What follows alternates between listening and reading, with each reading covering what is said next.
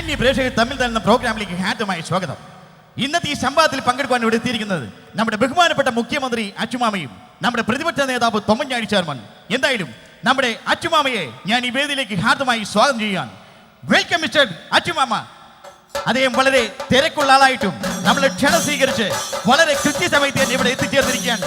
അദ്ദേഹത്തെ ഹർഷാരവത്തോടെ ഞാൻ സ്വാഗതം ചെയ്യുകയാണ്.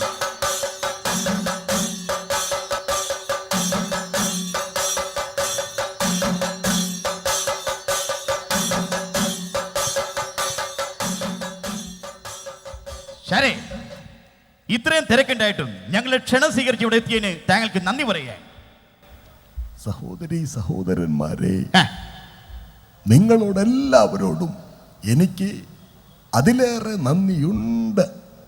മറ്റൊന്നിനുമല്ല, ഇത്രയും കാലം എന്നെ മുഖ്യമന്ത്രിയാക്കാം എന്നും പറഞ്ഞ് എനിക്കിട്ടാക്കിയതുപോലെയാക്കാതെ ശരിക്കും ഒന്നാക്കി തന്നതിന് നന്ദിയുണ്ട്.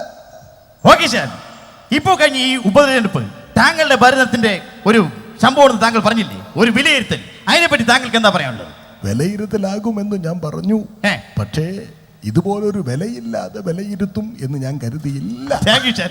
എന്തായാലും അടുത്ത ചോദ്യം ചോദിക്കണം, ഒന്ന് തോന്നരുത്. താങ്കളെ പോളിറ്റ് ബ്യൂറോയിൽ നിന്നും ഇപ്പോൾ കേന്ദ്ര കമ്മിറ്റിയിലേക്ക് തരം താഴ്ത്തിരിക്കാൻ, അതിനെപ്പറ്റി എന്തെങ്കിലും താങ്കൾക്ക് പറയാനുണ്ടോ? പോളിറ്റ് ബ്യൂറോയിൽ ഇരുന്ന് ആവശ്യമില്ലാതെ ഓരോന്ന് പറഞ്ഞതുകൊണ്ടാണ് എന്നെ കേന്ദ്ര കമ്മിറ്റിയിലേക്ക് തരം താഴ്ത്തിയത്. ഒരു മുഖ്യമന്ത്രി എന്ന നിലയിൽ കേന്ദ്ര കമ്മിറ്റി വരെ ഞാൻ തരം താന്നു.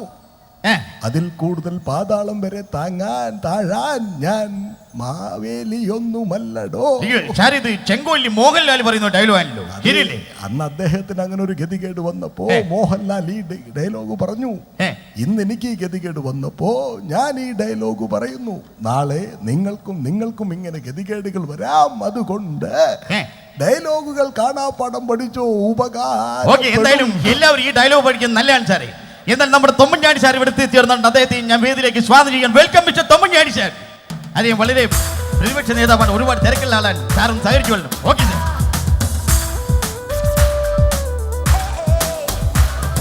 സാറേ, കൈ ഉയർത്തി നമ്മുടെ ജനതയെ ഒന്ന് അഭിവാദം ചെയ്യാതെ. അഭിവാദ്യം ചെയ്യുന്നതിന് മുമ്പ് എന്താ കൈ കെട്ടിവെച്ചിരിക്കുന്നത്? എന്ത് പറ്റി സാറേ? വേറൊന്നുമല്ല, ഞാൻ വന്നത് ഫ്ലൈറ്റിനാണ്.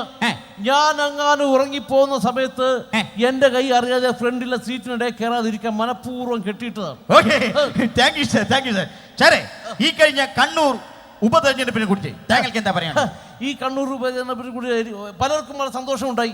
പക്ഷേ ചിലർക്ക് കണ്ണൂർ ഉപതെരഞ്ഞെടുപ്പ് കണ്ണീരായി തീർന്നു എന്നാണ് പറയുന്നത്. ഇദ്ദേഹത്തെയാണ് ഉദ്ദേശിച്ചല്ലേ? ഓക്കെ, കുഴപ്പമില്ല സാറേ. സാറേ, വേറൊരു കാര്യം പേഴ്സണലായിട്ട് താങ്കളോട് ചോദിക്കാൻ. നമ്മുടെ കൊച്ചി മെട്രോ റെയിൽവേ, അതിനെക്കുറിച്ച് പറയുവാൻ കേരളക്കാരുടെ ഒരു സ്വപ്നമാണത്. അതിനെക്കുറിച്ച് പറയാൻ എന്തുകൊണ്ടാണ് താങ്കൾ ഡൽഹിയിൽ പോയിരുന്നത്? ഞാൻ പോകാത്തത് വേറെ ഒന്നുമല്ല. ഞാൻ അവിടെ ചെന്ന് സംസാരിക്കണമെങ്കിൽ എനിക്ക് ഹിന്ദി അറിയണമല്ലോ. ഹിന്ദി അറിയില്ലേ താങ്കൾക്ക്? ഹിന്ദി നല്ലിയാക്കൊരു ഹിന്ദി അറിയാൻ പാടില്ല. താങ്കൾക്ക് ഹിന്ദി അറിയാം? ഹിന്ദി ഹമാരെ രാഷ്ട്രഭാഷ.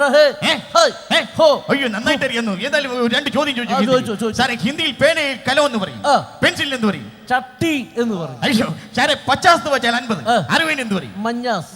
എന്റെ ദേഷ്യമേ സാറേ, കല്ലെന്ന് വെച്ചാൽ ഇന്ന്, നാളെ എന്ത് പറയും? കരിങ്കല്ല്. Very good. താങ്കൾക്ക് ഹിന്ദി അറിയാം, എല്ലാവർക്കും മനസ്സിലായി. ഇതിലും ഭേദം ഹിന്ദി എനിക്കറിയാം. താങ്കൾ പറയും. പിന്നെ എന്നാൽ ഏത് കൊച്ചുകുട്ടിയും വളരെ നിസ്സാരമായി ഉത്തരം പറഞ്ഞ ചോദ്യം താങ്കളോട് ഞാൻ ചോദിക്കാൻ.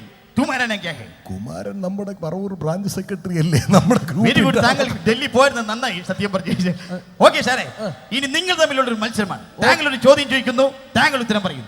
താങ്കൾ ചോദിക്കുന്നു, താങ്കൾ ഉത്തരം പറയുന്നു. ഓക്കെ, ആദ്യം താങ്കൾ ചോദിക്കാം. ആദ്യത്തെ ചോദ്യം എന്റെ ആയിക്കോട്ടെ.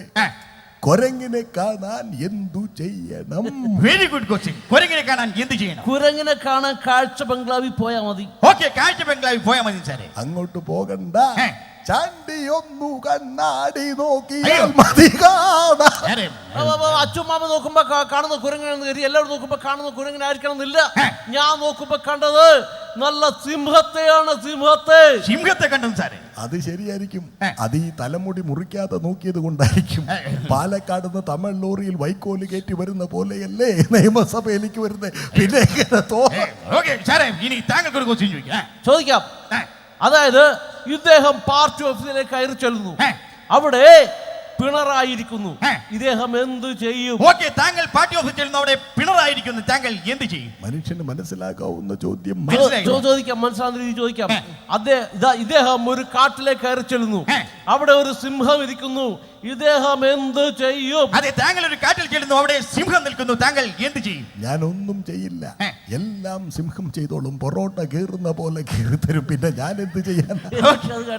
ഓക്കെ സാർ, ഈ രാഷ്ട്രീയക്കാർ പൊതുവെ കലാകാരന്മാരല്ലെന്നൊരു അഭിപ്രായം അസൂയക്കാര് പറഞ്ഞോണ്ട് പറയാണോ? ഞാൻ അസലായിട്ട് പാട്ട് പാടും. താങ്കൾ പാട്ട് പാടും? നമ്മുടെ തൊമ്മൻചാണ്ടി സാർ പാട്ട് പാടും. ഓക്കെ, ഏത് പാട്ടാണ് താങ്കൾ പാടാൻ പോകുന്നത്? എന്റെ മനസ്സിൽ ഇദ്ദേഹത്തിന്റെ ഭഗവാന്റെ പരിവേഷമാണ്. നമ്മുടെ അജുമാമ. അതെ, ആ ഒരു ഭഗവാനുള്ള ഒരു ഭൃത്യന്റെ യാചന, അവന്റെ സംശയമാണ് ഈ പാട്ടിലൂടെ ഉരുത്തിരിയുന്നത്. ഓക്കെ, എന്നാൽ ആ പാട്ടൊന്ന് കേട്ടിട്ട് തന്നെ കാര്യം. ഓക്കെ, താങ്കൾ പാടി. ഇങ്ങനെ ഒന്ന് ശ്രീകൃഷ്ണ ഭവൻ നിന്നോളൂ, ധൈര്യമായിട്ട് നിന്നോളൂ. ചെയ്യാത്ത കുഴപ്പമുള്ളൂ. അപ്പോഴേക്കും ഭഗവാൻ. ഓക്കെ, പാട്ട് ഓക്കെ ആയിരുന്നു, പക്ഷേ അദ്ദേഹത്തിന് കറുപ്പ് നിറം കൂടിപ്പോയെന്ന് പറഞ്ഞ് ആക്ഷേപിക്കരുത്. കാരണം കറുപ്പിന് 7 എന്നാ പറയുന്നത്. ബാക്കി 93 വെളുപ്പിന. ഓക്കെ സാറേ, അതേ ഒരു പാട്ട് പാടിക്കാൻ നമ്മൾ തോറ്റു കൊടുക്കാൻ പിന്നോട്ട് പോരുത്. ഒരു കാഴ്ച പിന്നെ ഞാൻ കറുത്തു പോയതാണല്ലോ കേരളത്തിന്റെ ഏറ്റവും വലിയ കുഴപ്പം. എന്നെ കുറിച്ച് പാടാൻ എന്റെ കൂടെ ആരുമില്ലാത്തത് കൊണ്ട് തന്നെ ഞാൻ തന്നെ എന്നെ കുറിച്ച് പാടാൻ പിടിച്ചോ. ഓക്കെ, നമ്മുടെ അച്ഛൻ പാട്ട് പാടാൻ വന്ന് കേക്കട്ടെ. പൈനാപ്പിൾ സുന്ദരനല്ല, ഇതുപോലെ ബ്രോയിലർ ചിക്കനുമല്ല, മുടി വെട്ടാതെ നടക്കുന്നൊരാളല്ല.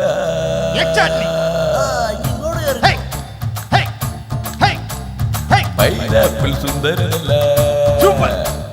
ബ്രോയിലർ ചിക്കനുമല്ല, മുടി വെട്ടാതെ നടക്കുന്നൊരാളല്ല. എല്ലാം വെട്ടി നിരത്തി ഭരണത്തിൽ കയറിയ ജഗവനാണ്. പാർട്ടി പറയണ കേട്ടി നടക്കണ സോദരനാണ്.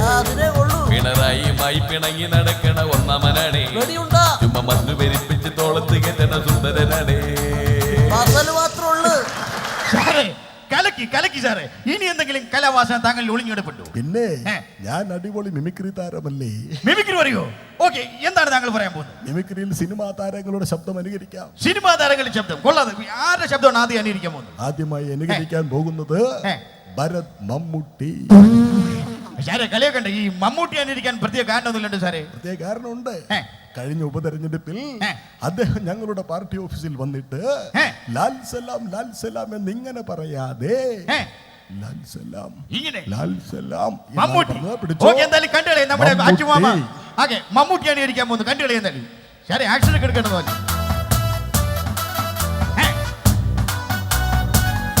സൂപ്പർ ആക്ഷൻ, മമ്മൂട്ടിയാണെന്ന് തോന്നുള്ളൂ കണ്ടാല്. വെരി ഗുഡ് സാറേ.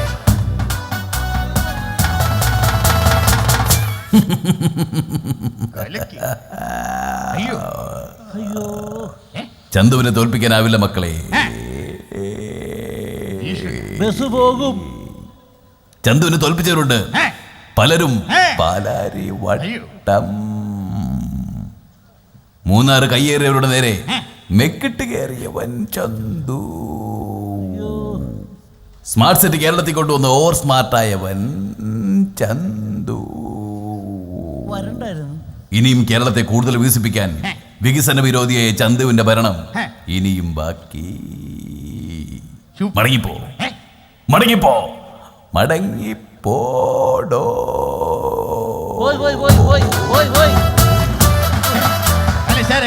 സൂപ്പർ ആയിരുന്നു സാറേ, സൂപ്പർ സൂപ്പർ. ഈ താങ്കൾക്ക് എന്തെങ്കിലും അനുകരിക്കാൻ പറ്റും? എന്റെ രൂപത്തിനും ഭാവത്തിനും പറ്റിയ ഒരു സൂപ്പർ സ്റ്റാർ ആരാണ്? ശിവാജി. ശിവാജി ഒരു പഴയ നടനല്ലേ? അതല്ലോ, ശിവാജിയായിട്ട് അഭിനയിച്ച രജനികാന്ത്. രജനികാന്ത്. ഓക്കെ, നമ്മുടെ തൊമ്മൻചാണ്ടി സാർ രജനികാന്തിന് അനുസരമാക്കുന്ന കണ്ടുകളെ നമുക്ക് എന്തെങ്കിലും കണ്ടേ.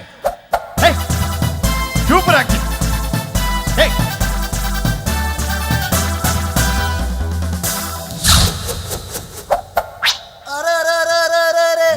എന്താടോ അതൊരു എഫക്ട് കൊടുത്തതാ. என் பேர் கொஞ்சம் இருக்கிற ஒரு பேருக்கு சாண்டி. இந்த சாண்டி ஒரு தடவை சொன்னா 100 ദിവസത്തിനുള്ളിൽ അത് നടത്തി കൊടുക്കും. അതാണ് ചാണ്ടി.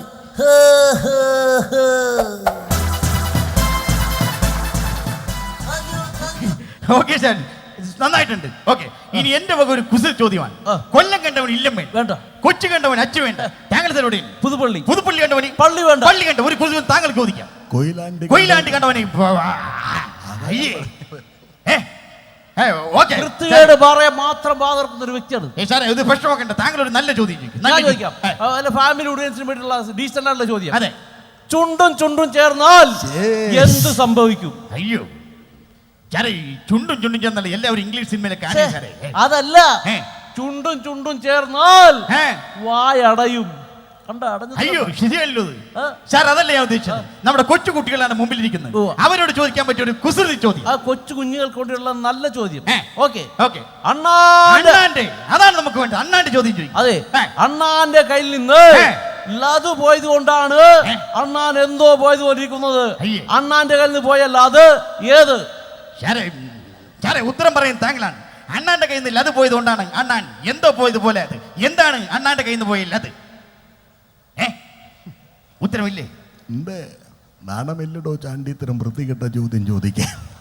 കാര്യം അണ്ണാന്റെ കയ്യിൽ നിന്ന് പോയല്ല അതേതെന്ന് ഈ പറവൂർ നിവാസികൾക്ക് എല്ലാവർക്കും അറിയാം. എനിക്കും അറിയാം സാറേ. പക്ഷേ പറവൂരുള്ള ഈ സമ്പന്നമായ സദസ്സിന്റെ മുമ്പിൽ വെച്ച് അതിനെ കുറിച്ച് പരസ്യമായി ഞാൻ പറയില്ല.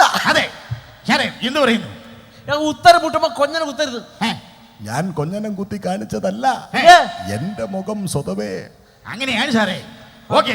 എന്തായാലും അണ്ണാന്റെ കയ്യിൽ നിന്ന് പോയി ഞാൻ പറഞ്ഞില്ലേ, മാന്യന്മാരുടെ മുഖത്ത് നോക്കിയാൽ അതിനെ കുറിച്ച് പരസ്യമായി പറയാൻ പറ്റാത്തത് കൊണ്ട് തന്നെ താങ്കളുടെ ചവിട്ടിൽ വേണമെങ്കിൽ പറഞ്ഞു തരാം. എന്റെ ചവിട്ടിൽ? അയ്യേ ഞാൻ പോയി പറയണോ സാറേ? അദ്ദേഹം പറഞ്ഞത് അയ്യേ ഞാൻ ഉദ്ദേശിച്ചത് അതല്ല. ഞാൻ ഉദ്ദേശിച്ചത് മാങ്ങാണ്ടിയാണ്. മാങ്ങാണ്ടിയായിരുന്നു ഞാൻ വിചാരിച്ചു. ഇതാണ് നമ്മുടെ കേരളത്തിന്റെ പ്രശ്നം. ഇദ്ദേഹം ഒന്ന് പറയും, ഇദ്ദേഹം വേറൊന്ന് വിചാരിക്കും. ഇങ്ങനെ പോയാൽ ഈ കേരളം ഈ ജന്മത്തിൽ രക്ഷപ്പെടില്ല. Good bye.